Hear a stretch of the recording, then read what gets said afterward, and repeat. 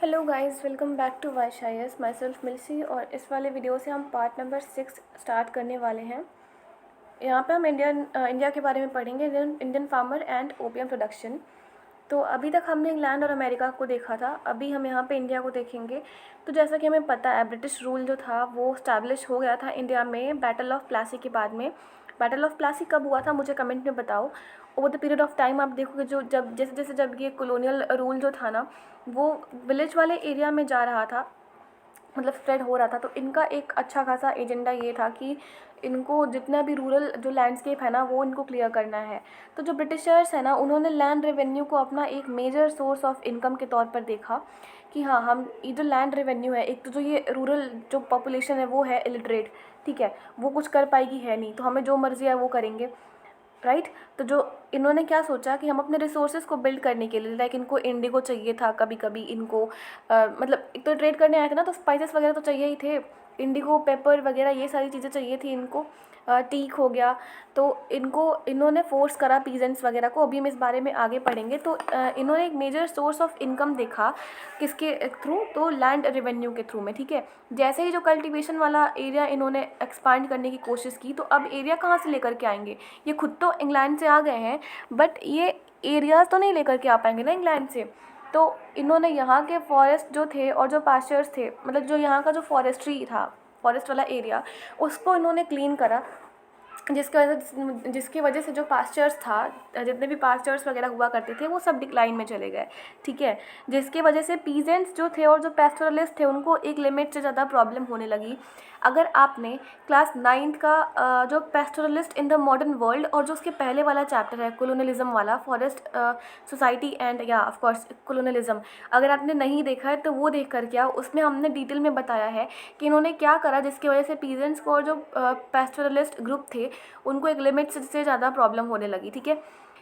अब क्योंकि इन्होंने फॉरेस्ट वगैरह को क्लियर करवा दिया था, गंदे गंदे रूल्स बनाए थे, जिसके वजह से ये जो रूल्स बनाए थे और रेगुलेशंस थे इनके, इसके वजह से ये जो पीजेंट्स कम्युनिटी के लोग थे या फिर जो ट्राइबल पीपल थे, वो अपने डिमांड को फुलफ़िल नहीं कर पा रहे थे, जस्ट बिकॉज इनके जो भी कुछ चलता था पहले, खर्चा पानी इनका वो फॉरेस्ट से ही चलता था। अभी क्या था, फॉरेस्ट में जो गवर्नमेंट है उसका प्रेशर आ गया है, ठीक है, और अभी ये कुछ नहीं कर सकते हैं, रूल्स एंड रेगुलेशंस बना दिए गए हैं, मार्केट नॉट मार्केट, जो फॉरेस्ट है उसको रिजर्व में कन्वर्ट कर दिया गया है, ठीक है। कॉलोनियल पीरियड में जो रूरल इंडिया है, वो भी उनको ये फोर्स करा गया कि आप ऐसे ही क्रॉप्स उगाओ जो हमारे लिए इंपॉर्टेंट है, जो उस टाइम पे वर्ल्ड मार्केट में डोमिनेट कर रहा था, लाइक इंडिगो और ओपीएम, ऐसे मेजर कमर्शियल क्रॉप्स हैं। ये हमारे इंडियंस, जो हमारे इंडियन पीजेंट्स थे, उनसे बोला गया कि आप ये जो प्लांट्स हैं, जितने भी ये क्रॉप्स हैं, आप वो उगाओ। आप देखोगे by the end of 20th century जो पीजेंट्स थे, उन्होंने sugar cane, cotton, jute, wheat, बहुत सारे से सेवरल अदर क्रॉप्स उन्होंने एक्सपोर्ट करना चालू कर दिया यूरोप की पॉपुलेशन को फीड करने के लिए। और जो मिल्स थी, जो लैंकाशायर की और जो मैनचेस्टर इंग्लैंड में जो मिल्स थी, वहाँ पे भी इन लोगों ने सप्लाई करना चालू कर दिया।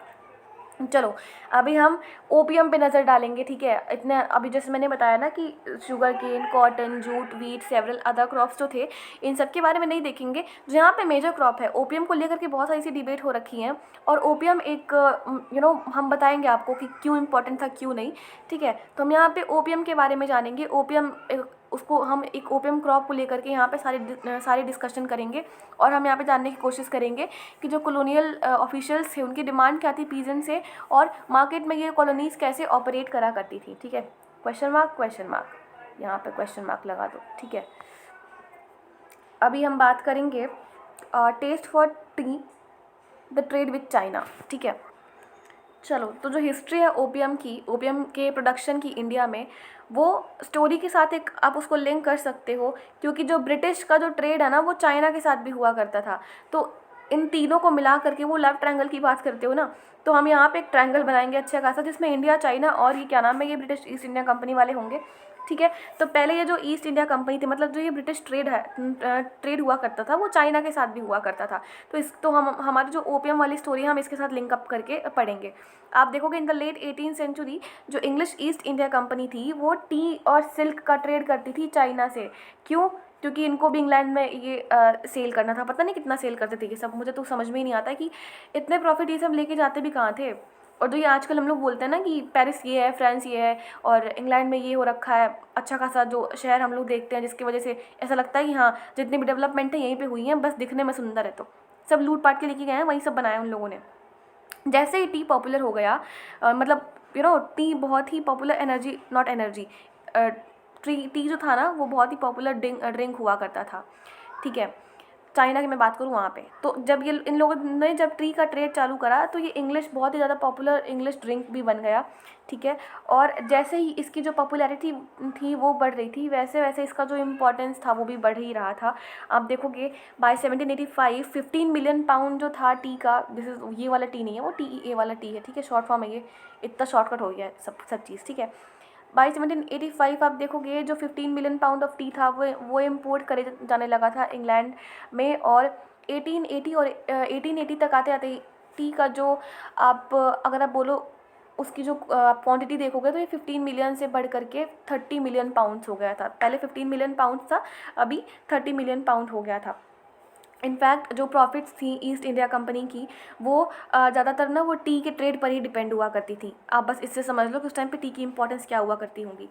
इसकी वजह से एक प्रॉब्लम हुआ, इंग्लैंड इस टाइम पे क्या था, कुछ भी ऐसा प्रोड्यूस नहीं कर रहा था जो कि चाइना में बेच सके। वो जो कॉन्फ्यूशियन रूलर्स थे चाइना के, ठीक है, जिसका नाम द मैंकस था, इतना नामों में घुसने की ज़रूरत नहीं है, बस जो रूरल नॉट रूरल रूलर्स जो चाइना के हुआ करते थे वो हमेशा ही फॉरेनर्स को ना शक की निगाह से देखा करते थे। सोचो, चाइना वाले इनको शक की निगाह से देखते थे, ये हमें शक की निगाह से देखते थे। तुम खुद ही उस लायक हो और तुम उसके बाद हम पे भी वही वाला रूल्स एंड रेगुलेशन इम्पोज कर रहे हैं। बट वो एक अलग बात है, इनको बाद में कभी बढ़िया से क्रिटिसाइज़ करने का मौका मिला तो ज़रूर करा जाएगा, कोई बात नहीं। सो जो ये चाइनीज़ थे वो ना बस इन्हीं को ही नहीं, सारे के सारे जो फॉरेनर्स हुआ करते थे ना उनको एक शक की निगाह से देखते थे कि हाँ ये कुछ उल्टा सीधा तो नहीं कर रहा है यहाँ पे, ठीक है, फिर कुछ ये अनफेयर ट्रेड तो नहीं कर रहा। तो जो मर्चेंट, मतलब उनको ये डर था कि जो मर्चेंट है क्या पता वो लोकल पॉलिटिक्स में इन्वॉल्व हो जाए और जो उनका ट्रेड है वो उनको डिस्टर्ब कर दे, जो उनकी जो अथॉरिटी है वो उनको ख़त्म कर दे, ठीक है। इनको हमेशा से ये डर लगा रहता था। तो जो ये मैनकस था ना वो कभी भी फॉरेन गुड्स को चाइना में अलाउ करता ही नहीं था। ऐसे सिचुएशन में जो वेस्टर्न मर्चेंट है वो टी के ट्रेड को वो तो बस खरीदेंगे ना, उनका तो फिर नुकसान हो रहा है ना। अगर वो कुछ सेल नहीं करेंगे, बाकी सारा चीज़ उस कंट्री के साथ खरीदेंगे तो अपने ट्रेड को बैलेंस कैसे करेंगे, ठीक है। वो टी बस अपने सिल्वर कॉइन या फिर बुलियन करेंसी होती है वहाँ की, वो दे करके टी ही खरीद सकते थे। बदले में क्या होता है ना, पहले के ट्रेड में क्या होता था कि तुम मुझे ये दो मैं तुम्हें ये दे दूंगा, मतलब तुम मुझे चाय दे दो मैं तुम्हें कुछ और, मतलब मान लो मेरे वहाँ गेहूँ ज़्यादा होता था तो तुम मेरे से गेहूँ दे दो मैं तुम्हें कुछ और दे दूंगा, गेहूँ टाइप का कुछ धान वान ऐसा कुछ होता था। मतलब बार्टर सिस्टम समझते हो ना, वो उस टाइप का बहुत सारी कंट्रीज़ में हुआ करता था। तो जो ये इंग्लिश कंट्रीज़ थी, जो ये वेस्टर्न कंट्रीज़ थी, उस टाइम पे जो चाइनीज़ जो रूलर्स हुआ करते थे ना वो सभी को ना शक की निगाह से देखते थे कि हाँ ये हमारे वहाँ आया है, पता नहीं क्या करके जाएगा, और क्या पता ये लोकल पॉलिटिक्स में इन्वॉल्व हो जाए और फिर ये हमारा जीना आराम कर दे। तो जस्ट बिकॉज ये देख रहे थे ना इंडिया में क्या क्या हो रहा है क्या क्या नहीं हो रहा है, एंड हेंस कभी इन्होंने अलाउ करा ही नहीं कि जो फॉरेन गुड्स हैं वो वो चाइना में जाएंगे। अभी इसको बैलेंस कैसे करोगे, अगर आपके वहाँ से कुछ जा नहीं रहा है तो आपके पास बस एक ऑप्शन बचता है कि पैसे दो सामान खरीदो। तो आपका हो रहा है लॉस, आपको टी से भले से प्रॉफिट हो रहा है बट फिर भी वो कहते हैं ना कि इनका पेट नहीं भरता था कम प्रॉफिट में। इनको अगर ज़्यादा भी प्रॉफिट हो गए ना तो भी इनको चाहिए होता था कि नहीं और ज़्यादा हो, हमारे पैसे पैसे तो जा रहे हैं, कम से कम पैसे नहीं जाने चाहिए, बस इनके सामान सारे के सारे चले जाएँ बट जो इनके पैसे थे ना वो नहीं जाना चाहिए। कि इनके ब्रिटिशर्स के, डोंट वरी, यहाँ पे मैंने मार्क करा है, वो यहाँ पे ब्रिटिशर्स के लिए मार्क नहीं करा है, ठीक है, वो मैं भूल गई थी मार्क करना, हेंस यहाँ पे मैंने मार्क करा है। तो अब यहाँ पे क्या हुआ करता था, इसका तो मतलब ये था ना कि जितना ये इनका जो ट्रेजर है इसका लॉस हो रहा है, इनके जो पैसे हैं वो बर्बाद हो रहे हैं जस्ट बिकॉज वो लालची लोग थे। जितना ये जो नेशन का जितना भी वेल्थ है वो सारा का सारा वेल्थ जो है ना वो ख़त्म हो रहा है, ठीक है। जो मर्चेंट्स थे मतलब ऐसा होने लगा, ऐसा लोगों को बिलीव होने लगा जो वहाँ के रूलर्स थे उनको, जो मर्चेंट्स थे, इस वजह से उनको ऐसा लगा कि हमारा जो सिल्वर है वो बहुत ज़्यादा लॉस में जा रहा है और बदले में हमको बस चाय मिल रहा है। चाय भी अब लोग कितना खरीदेंगे, जो रिचेस्ट पीपल हुआ करते थे यूरोप के वही तो खरीदते थे, गरीब थोड़ा ना चाय पिएगा। और अगर वो खरीदता भी होगा तो वो बहुत कम क्वांटिटी में खरीदता होगा, उतना नहीं प्रॉफिट होता होगा इन लोगों को। दैट इज़ वाई यहाँ पे लिख रखा है, मतलब प्रॉफिट होता था बट अगर ये लोग चाइना में अपना पैसा ना दे करके कोई चीज़ अपना, कोई मान लो यहाँ पे कुछ और होता है अच्छा खासा कुछ अमाउंट में होता है, ठीक है, जो इनके रीजन के हिसाब से, जो इनके टेम्परेचर क्लाइमेट के हिसाब से फेवरेबल है, वो लोग सेल करते तो इनका एक लिमिट से ज़्यादा प्रॉफिट होता। अभी भी प्रॉफिट हो रहा था बट उस बेसिस पे नहीं जिस बेसिस पे ये लोग चाह रहे थे। और चाह क्या रहे थे, इन लोग ये थे ही लालची, ठीक है, इनको पैसे देना इनका ऐसा लगता था कि पैसे देंगे तो हम मर ही जाएंगे, ऐसा वाला कुछ सीन था इनका। उन्होंने क्या करा, उन्होंने कुछ ऐसी कमोडिटी सर्च करना चालू करी जो ये चाइना में जाके सेल कर सके, और समथिंग कुछ ऐसा कुछ इन्होंने सर्च करना चालू करा कि जिस एक तो चाइना अलाउ करेगा नहीं, तो इन्होंने ऐसा कुछ सर्च करना चालू करा जो कि चाइना में जाकर के सेल कर सके, और जो फोर्स करे, जो चाइनीज़ को अट्रैक्ट करे उनके सामान के तरफ, और लोग जो चाइनीज़ लोग हैं ना उसको वो बाय कर लें। ऐसी कमोडिटी क्या थी बताओ? ऐसी कमोडिटी थी ओपियम, ठीक है, ओपियम। अभी उनके वहाँ ओपियम हुआ नहीं करता था। चलो ओपियम के बारे में अभी जानेंगे। जो पोर्तुगीज़ है उन्होंने ओपियम को इंट्रोड्यूस करा चाइना में अर्ली 16th सेंचुरी में, ठीक है। ओपियम, बट हाउएवर जो ओपियम था ना उस टाइम पे चाइना में बस मेडिकल यूज़ उसका होता था, मतलब मेडिसिनल उसमें प्रॉपर्टीज़ थी, जो मेडिकल प्रॉपर्टीज़ होते हैं ना वो उसमें था, और वो बस मेडिसिन वगैरह में ही जो सर्टन टाइप्स ऑफ मेडिसिन बनाई जाती है उसमें यूज़ होता था। तो जो चाइनीज़ थे वो अवेयर थे, उनको पता था कि अगर एक लिमिट से ज़्यादा ओपियम का हमने एडिक्शन पाल लिया तो हमें खतरा होगा, हमें ही नहीं जिसने भी अगर ओपियम का एडिक्शन एक लिमिट से ज़्यादा पाला उसको खतरा होगा, ठीक है। तो जो एम्परर, जो वहाँ का चाइना का जो उस टाइम पे एम्परर था, उन्होंने फॉरबिड कर रखा था उसके प्रोडक्शन पे कि यहाँ पे हम इसको प्रोड्यूस नहीं करेंगे, और हम ले तो रहे हैं लेकिन मतलब ठीक है नॉर्मल सा अगर हम प्रोड्यूस करेंगे भी ना तो ज़्यादा एकदम लार्ज स्केल पे नहीं करेंगे, और उसको बस हम सेल करेंगे अपने मेडिसिनल पर्पसेस के लिए, फालतू कामों के लिए बिल्कुल भी ओपियम को यूज़ नहीं करेंगे। बट जो वेस्टर्न मर्चेंट्स हुआ करते थे ना in the mid 18th century, उन्होंने इलीगल ट्रेड चालू करा ओपियम का, ठीक है। सभी को अपना प्रॉफिट दिखता है भाई। यहाँ के कुछ लोगों ने भी इलीगल ट्रेड करते थे। अब कौन थे? ब्रिटिशर्स ही थे जो फालतू में ट्रेड करते थे इलीगल, मेरी थी नहीं मिड, ठीक है, मिड 18th सेंचुरी। तो जो वेस्टर्न मर्चेंट थे उन्होंने अपना इलीगल ट्रेड चालू करा, ठीक है। राजा ने मना कर रखा था, उसके बाद भी इन्होंने अपना इलीगल ट्रेड चालू करा, ठीक है। सी पोर्ट्स में ये लोग बहुत लार्ज नंबर में ओपियम को अनबॉक्स करते थे, unbox in the sense opium को वहाँ से लेते थे। प्रेजेंट टाइम पे जो ट्रेंड में चल रहा है ना, जो लैंग्वेजेस गलती से वही मुंह से निकल जाता है, लाइक अनबॉक्स करना, ठीक है। तो ये लोग क्या करते थे, सी पोर्ट से ओपियम को वहाँ से बाहर निकालते थे, सदर्न ईस्टर्न वाला जो चाइना है वहाँ तक कैरी करते थे बाय लोकल एजेंट्स, और जो लोकल एजेंट्स है वो उसको इंटीरियर इलाके में लेकर के जाते थे। बाय द अर्ली 1820 आप देखोगे 10,000 क्रेट्स जो थे ना ओपियम के, वो मतलब स्मगलिंग हो रही थी, kind of you can say smuggling. जैसे आज ड्रग्स की स्मगलिंग होती है ना, वैसे उस टाइम पे चाइना में ओपियम की स्मगलिंग हुआ करती थी। अब ये ओपियम दे कौन रहा था? ये जो इंग्लिश ईस्ट इंडिया कंपनी, मतलब ये जो पूरा ब्रिटेन है ना, वो दे रहा था ओपियम। अब जब वहाँ पे जब ब्रिटेन में ओपियम की कमी पड़ जाएगी तो ब्रिटेन बोलेगा अब हम कहाँ से लेकर के आए ओपियम? अरे भाई हमें तो हमारा इंडिया दिख ही रहा है, हमने तो उसको तो कोलोनाइज करके रखा ही हुआ है, वहाँ पे तो फेवरेबल टेम्परेचर, क्लाइमेट सब कुछ है ना, तो हम वहाँ से लेंगे ना ओपियम, ठीक है। तो अर्ली 20th सेंचुरी में आप देखोगे लगभग 10,000 जो क्रेट्स थे वो स्मगल होने लगे चाइना में। 15 ईयर्स बाद आप देखोगे 10,000 से ये संख्या बढ़ के चली गई 35,000, मतलब 35,000 मैंने यहाँ पे मेंशन कर रखा है, ठीक है। अभी देखना जो वहाँ का एम्परर हुआ करता था, वाइल जो ये इंग्लिश थे ना वो चाइना जो चाइनीज़ टी थी उसको तो वो लोग कल्टीवेट कर ही रहे थे। जिन जिन कंट्री को इन लोगों ने कॉलोनाइज कर रखा था वहाँ पे, लाइक देखो ना इंडिया में इन्हीं लोगों ने तो यहाँ पे जो खेती है टी की इन्हीं लोगों ने इंट्रोड्यूस करा है, ठीक है। जो चाइनीज़ है वो ओपियम को लेकर के उनका एक एडिक्शन बढ़ने लगा कि हाँ अब ओपियम चाहिए, होता है ना like drugs, a kind of drugs. अगर आप एक बार ही आपको ड्रग्स का नशा होगा ना तो फिर आपको जल्दी वो छूटेगा नहीं, ठीक है। वही सीन था ओपियम के साथ में। तो इन लोगों को ओपियम का एडिक्शन होने लगा था। जो पीपल थे सारे क्लास के ड्रग लेना स्टार्ट कर दिए थे, it's a kind of drug. वो ड्रग लेना स्टार्ट कर दिए थे, शॉपकीपर्स हो, पेडलर्स हो, ऑफिशियल्स या फिर आर्मी मैन और अरिस्टोक्रेट्स हो या फिर जो भी हो, ठीक है। अब ये मुझे प्रोनाउंस करने तो नहीं आएगा, अजीबो गरीब इन लोग के नाम हुआ करते थे, आप एक बार यहाँ से खुद ही पढ़ लो। ये थे यहाँ के स्पेशल कमिश्नर, ठीक है, कैंटन में थे ये 1839 में। इन्होंने एस्टिमेट अपना लगाया कि लगभग 4 मिलियन, एक सर्वे आया उसके हिसाब से इन्होंने अपना एस्टिमेट जारी किया कि 4 मिलियन स्मोकर्स हैं चाइना में ओपियम के, ठीक है। इन्होंने ऐसा बोला।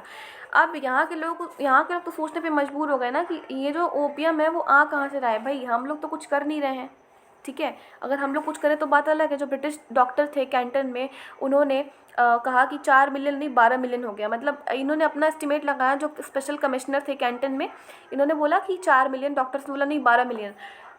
जैसे ही जो चाइना जो था ना ओपियम को लेकर के जो उनका एडिक्शन था वो बढ़ता जा रहा था। जो ब्रिटिश ट्रेड है टी में वो फ्लरिश कर रहा था बहुत ज़्यादा, ठीक है।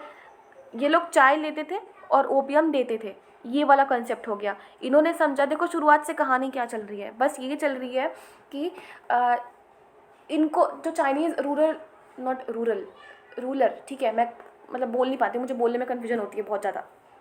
तो जो ये राजा हुआ करता था वो कभी भी फॉरेन गुड्स को अलाउ नहीं करता था अपने चाइना में, जस्ट बिकॉज वो ना हमेशा हमेशा से ही वो शक में मरता था कि क्या पता ये लोग हमारे लोकल पॉलिटिक्स में इन्वॉल्व हो जाए और हमारा जो रूल था वो यहाँ से चला जाए, जैसे कि इंडिया में हो रहा है। तो इसके वजह से जो वहाँ का रूरल हुआ करता था वो कभी भी इन्वॉल्व नहीं होने दिया करता था जो फॉरेन गुड्स है ना उनको। उल्टा जो ब्रिटिशर्स थे वो टी का ट्रेड कर रहे थे, टी का ट्रेड कर रहे थे, मतलब वो लोग अब जब फॉरेन गुड्स को आप अलाउ नहीं करोगे चाइना में तो वो लोग पैसे देकर ही तो करेंगे ना। तो जैसे जैसे उन लोगों ने स्टार्टिंग में इनिशियल फेजेस में जब उन्होंने अपना ट्रेड चालू करा तो उनको प्रॉफिट हुआ, इनको लगा बहुत बढ़िया शाबाश हमारा प्रॉफिट हो रहा है, मजा आ गया। बाद में आप देखोगे उनको होने लगी प्रॉब्लम कि ऐसे तो हमारा प्रॉफिट तो हो रहा है बट जो हमारे सिल्वर कॉइन्स है, जो बुलियंस है वो जा रहे हैं हमारे, वो नहीं जाने देना है हमें। और हमें इस वजह से हमें कुछ ऐसा ढूंढना होगा जिससे ये जो चाइनीज़ ट्रेडर्स हैं वो अट्रैक्ट हो, राइट। इनको उसके लिए क्या दिखा, ओपियम। और एक तो अलाउ नहीं था ना कुछ फॉरेन जो गुड्स थे वो सेल करना, वहाँ पे अलाउड नहीं था। इन्होंने इलीगल ट्रेड चालू करा। इलीगल ट्रेड किसके साथ में, जो बड़े बड़े ट्रेडर्स थे। What is biology doing here, ठीक है। तो इलीगल जो ट्रेड था उन्होंने चालू करा, जो बड़े बड़े ट्रेडर्स थे उनके साथ में इन्होंने ट्रेड वगैरह चालू करा। एस्टिमेट वगैरह लगाई गई, कुछ कमिश्नर्स थे उन्होंने बोला 4 मिलियन ओपियम जो होता है वो स्मोकर्स है चाइना में, 4 मिलियन। डॉक्टर्स ने बोला नो, 12 मिलियन। अब ये सवाल ये था ओपियम कहाँ से आ रहा था, साफ साफ दिख रहा था ना कि जो जैसे जैसे ओपियम के स्मोकर्स हैं चाइना में वो बढ़ रहे हैं वैसे वैसे टी फ्लरिश कर रहा है। टी का जो ट्रेड है ना वो ब्रिटेन में जो ब्रिटिश ट्रेड है टी का वो फ्लरिश कर रहा है बहुत ज़्यादा। तो लोगों ने ना आइडिया लगा लिया था, बट ये ओपियम आ कहाँ से रहा था, ठीक है। दिस इज़ वेयर जो इंडियन पीजेंट्स हैं वो यहाँ स्टोरी में आते हैं, राइट। अभी देखो, अब यहाँ से ना असली कहानी शुरू होती है। जब ब्रिटिश ने कॉन्कर करा बंगाल को, कॉनकॉर्ड क्या होता है, कॉन्कर करा जब बंगाल को, ठीक है, उन्होंने अपने सारे एफर्ट्स लगा दिए लैंड को अपने अंडर कंट्रोल लाने के लिए। और वहाँ के जो पीजेंट्स थे उनको फोर्स करा कि आपको यहाँ पे ओपियम प्रोड्यूस करना ही पड़ेगा एनी हाउ। जैसे ही मार्केट जो ओपियम का था वो एक्सपांड हुआ चाइना में, जो ओपियम जो था ना वो बंगाल के पोर्ट से बहुत ज़्यादा अमाउंट में जाता था, ठीक है। बिफोर 1767 आप देखोगे 500 से ज़्यादा चेस्ट नहीं थे जो कि इंडिया से एक्सपोर्ट किए जाते थे। विद इन 4 ईयर जो ये क्वांटिटी थी ना वो 3 गुना 4 गुना हो गई थी। 100 ईयर लेटर आप देखोगे 1870 में जो गवर्नमेंट थी, ठीक है, वो एक्सपोर्ट कर रही थी लगभग 50,000 चेस्ट एनुअली, ठीक है। यहाँ तक अभी बातें समझ में आई। यहाँ से हम नेक्स्ट वाले वीडियो में कंटिन्यू करेंगे, ठीक है। एक पार्ट और आएगा गाइस, इसके बाद तो ये चैप्टर खत्म हो जाएगा, ठीक है। यहाँ से अपने नेक्स्ट वाले वीडियो में कंटिन्यू करेंगे। सो वीडियो को एंड करने से पहले एक इंपॉर्टेंट इन्फॉर्मेशन एज यूजुअल कि जो भी एस्पिरेंट सीरियस होकर के यूपीएससी की प्रिपरेशन करना चाहते हैं वो यहाँ पे दिए गए व्हाट्सएप नंबर पे हमारे वाइस सर को कांटेक्ट कर सकते हैं। सर का यहाँ पे इंस्टाग्राम आईडी भी दे रखा है, वाइस IAS इंस्टा। आप वहाँ पे DM कर सकते हो, सर को मेल कर सकते हो। नो मैटर व्हाट आप कब से प्रिपेयर कर रहे हो कब से नहीं, बट हाँ आप एक बार सर को मेल कर लेना। बेनिफिट ट्रस्ट में गाइज आपका ही होगा, ठीक है। So thank you very much, have a great day ahead guys.